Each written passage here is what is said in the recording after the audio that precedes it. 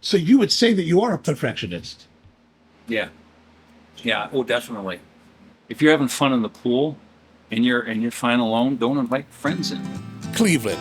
Not quite the place you think of when thinking about the best coffee shops in America. Basketball? Sure. Baseball? Certainly. And football? Well, maybe not football. But certainly Cleveland is known for the Rock and Roll Hall of Fame, Cleveland Clinic, and as the birthplace of America's favorite son. But cutting-edge coffee? I would never have guessed it. Yet here I am in suburban Cleveland at a coffee shop that is operated by a fanatic, a coffee obsessive, a person focused on delivering to you the finest coffee possible.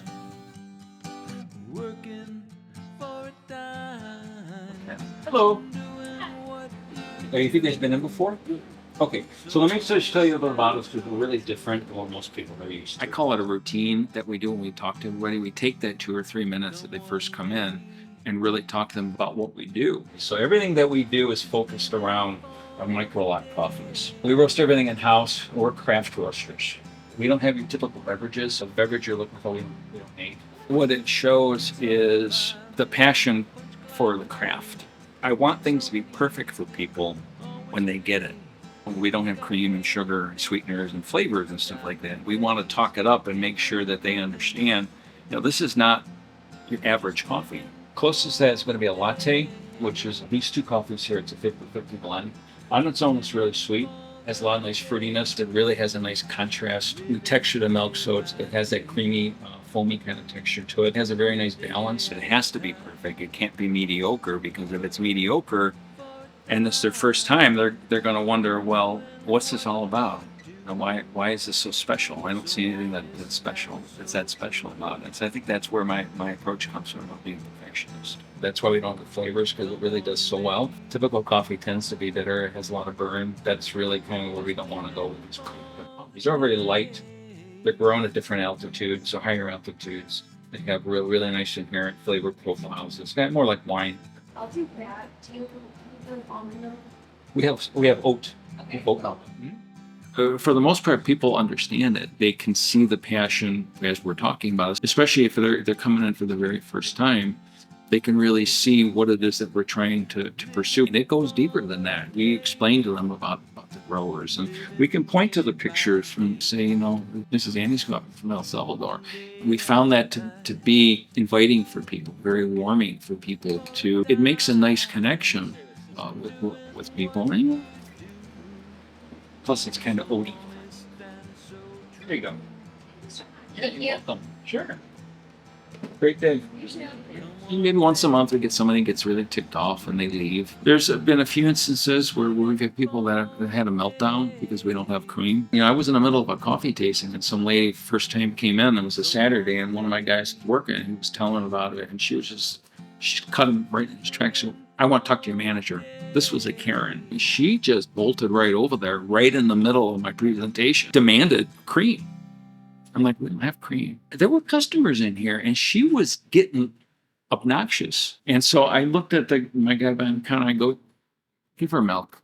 Literally, this was like the worst thing that ever happened to her in her life or something. I admit, in 2022, it's pretty unusual to see a shop take this hardcore stance. Even I don't hold that hard a line, but I do like it. Our world of specialty coffee has morphed from individuals taking hard stances to a forced homogeneity, that you're not specialty if you don't follow the formula. But I guess for someone who started at the dawn of the third wave, I shouldn't be surprised. Back then, it was very difficult to learn how to make coffee properly. I learned the way I always tell people, don't do that. Trial and error.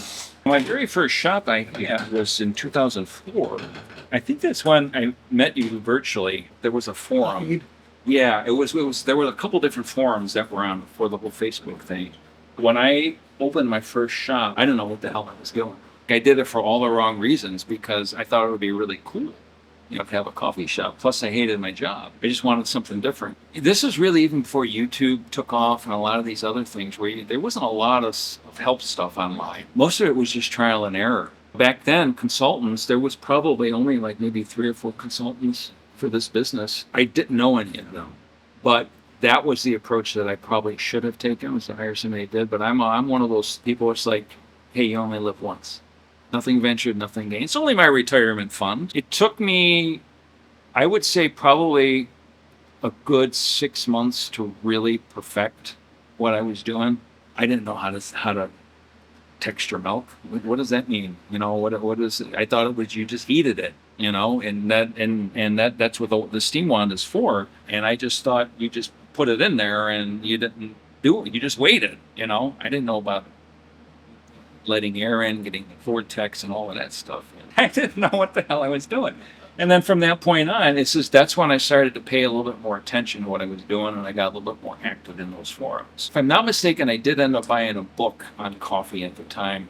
The roaster that I was using in Texas was R.C. Beal from Texas Coffee Traders. He actually taught me a lot about roasting. I learned a lot from him just by going in there and hanging out and visiting. I learned about roasting, but I didn't start roasting until about, that was 04.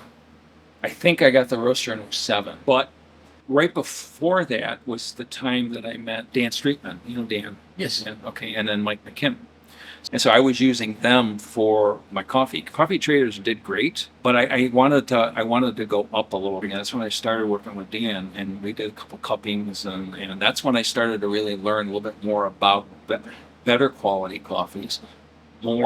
I don't really know that the micro lot was really there yet at that point. There was better coffee that was available. Mike and Dan were instrumental in getting me into the better quality coffees. And then when I started roasting, that was tough because I was trying to find similar quality coffees. It was really hard to get 10 pounds of this or 20 pounds of that. And so it was more of a learning curve on the roasting while I was still getting their good coffee.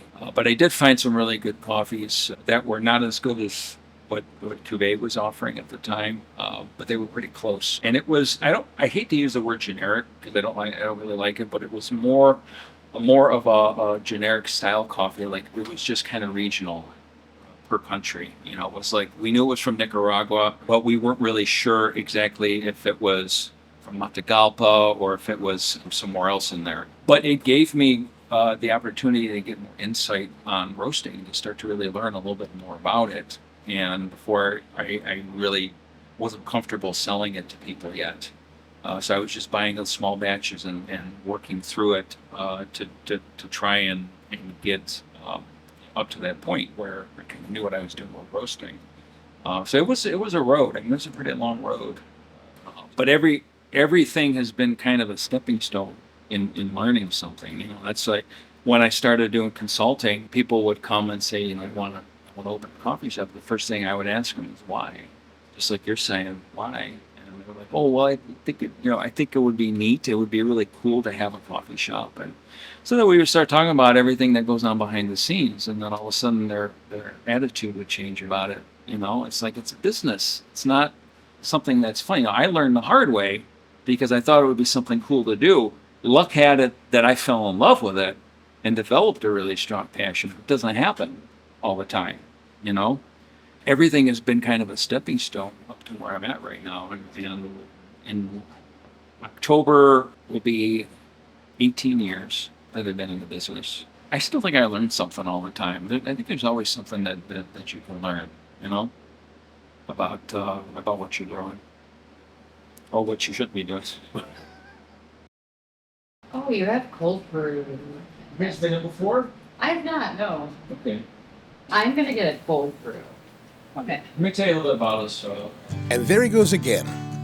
In today's world, it's relatively easy to get nice coffee in almost any city in America.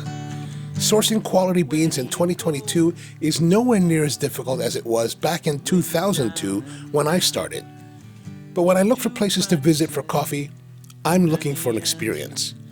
A place where the owner has a vision of coffee and pursues it relentlessly. There's only a couple places in the United States that are truly like that, and Troubadour is one of them. I hung out with Tony on a Friday.